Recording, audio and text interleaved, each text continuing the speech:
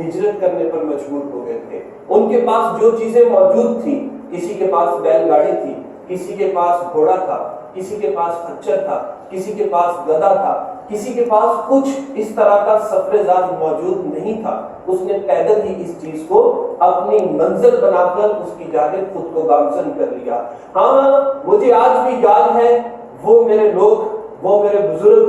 جن کو پیچھوں سے مرہٹوں نے حملہ کر کے شہید کر دیا۔ مجھے یاد پڑتا ہے ان لوگوں کا جوش، ان لوگوں کا جذبہ جن کو تعصب پسند ہندو نے آ کر مار دیا۔ ہاں، میں بھول نہیں پایا اپنی ان عورتوں کی عفت، اپنی ان عورتوں کی عصمت، ان کے ساتھ جو تذلیل کا معاملہ 14 اگست 1947 کو پیش آیا تھا۔ آج بھی میرے ذہن کے اندر وہ نقشہ ویسے کا ویسے ہی ہے۔ آپ یقین کیجئے میں بھول نہیں پایا اپنے ان بزرگوں کو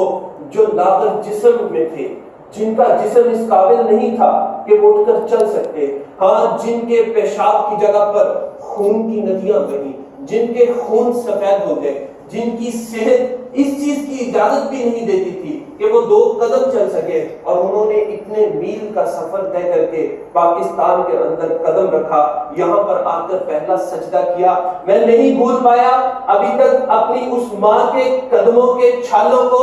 جس کے پاؤں میں جوتا تک موجود نہیں تھا، اور وہ مجھے بچانے کے لیے اس تپتی ہوئی صحرا کے اندر قدم بقدم چل رہی تھی۔ آنکھ میں آنسو ضرور تھا، لیکن اس کے ہاتھ مجھے اٹھانے کے لیے کبھی کانپے نہیں تھے۔ میں نہیں بھول پایا ان لوگوں کو جن کے چھوٹے چھوٹے بچے وہاں پر قربان ہو گئے، ان کو قبر تک نصیب نہ ہوئی، پتھر کی سلوں کے ساتھ ان کو دفنایا گیا۔ میں نہیں بھول پایا اپنے اس بچے کی مسکراہٹ کو کہ جس کے کھیلنے کے دن تھے، کہ جس کے ہنسنے کے دن تھے، جو پھول جیسا تھا، اس کے مرجھائے ہوئے چہرے آج تک میری نگاہ کے اندر موجود ہیں۔ ہاں میرے دوستو،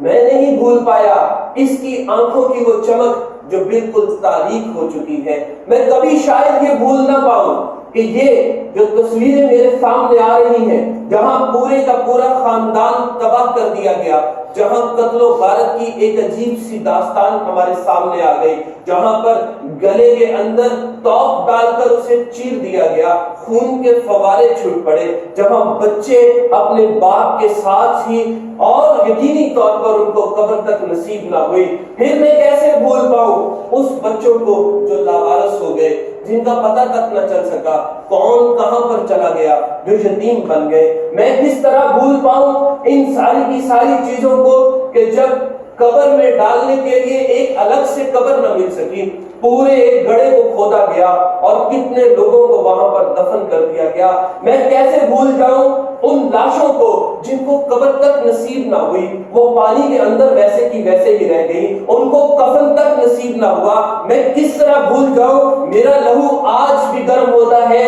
ان ساری چیزوں کو قربان کر کے، جس باپ کے لیے، جس آزادی کے لیے میں لڑا تھا، میرے بڑے لڑے تھے، آج میں اس میں سانس لے رہا ہوں۔ ہاں ہاں بھولا ہوں، نہ بھولوں گا تیرے من کی رفاقت کو، میں سب کچھ بھول جاتا ہوں تجھے جب یاد کرتا۔